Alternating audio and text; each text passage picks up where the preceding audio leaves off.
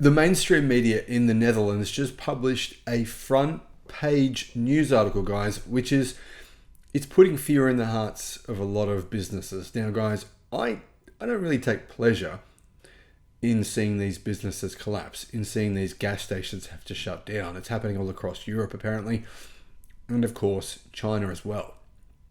But I kind of do take pleasure in it. I hate to say it, something wrong with me. Maybe I'm just mean. Hello, my friends. Welcome to the channel. I'm Sam Evans. You're watching the Electric Viking. Great to see you guys. Thanks for tuning in. And thank you to our Patreon supporters, YouTube members.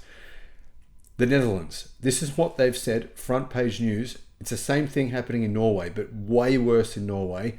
It's happening, in fact, in quite a few different countries. Particularly, obviously, countries where EVs are taking massive market share.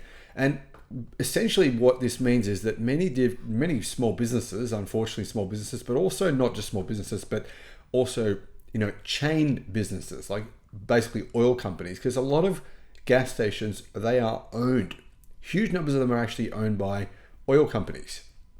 I mean, for those guys, I say, I'd say suffer, you can shut down. But the problem is that those guys will probably be willing to run at a loss. That'll mean that the mum and dad small business owners will have to close first. Amsterdam. The fears of many gas station owners are coming true. The number of gas stations or petrol stations will halve in the next 5 to 10 years. So 50% of businesses are going to be shutting down 5 to 10 years. Now, it could be even quicker than that. I think it's going to be sooner than that. If you listen to what Tony Sieber is saying, it's going to be much sooner than that.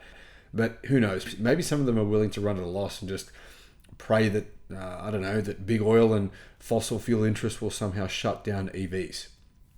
This is according to research by ING. And ING, as you know, one of the biggest investment banks in the world, one of the biggest banks in the world. These guys, they don't joke around. They spend literally millions and millions of dollars on this kind of research. There will be insufficient earnings, the economists say. Of the current 4,131 fuel locations in the Netherlands, 2,000 only will remain. So more than 50% of these will shut down, according to economists. It is mainly the small, unmanned, or some of the manned gas stations that will first disappear, followed by the bigger ones, says ING Research. Now, Die Telegraaf, I don't know how to pronounce that in Dutch, but anyhow, they previously reported that gas station owners are seeing a deforestation, especially in the border region. Now, what does that mean by deforestation? Well, it means that people are going to their gas stations less and less. This is, a casualty of having clean air. So, I guess I do feel sorry for some of these businesses. I don't really, because ultimately I prefer not to be poisoned. Anyhow, ING is one of the biggest banks in the Netherlands.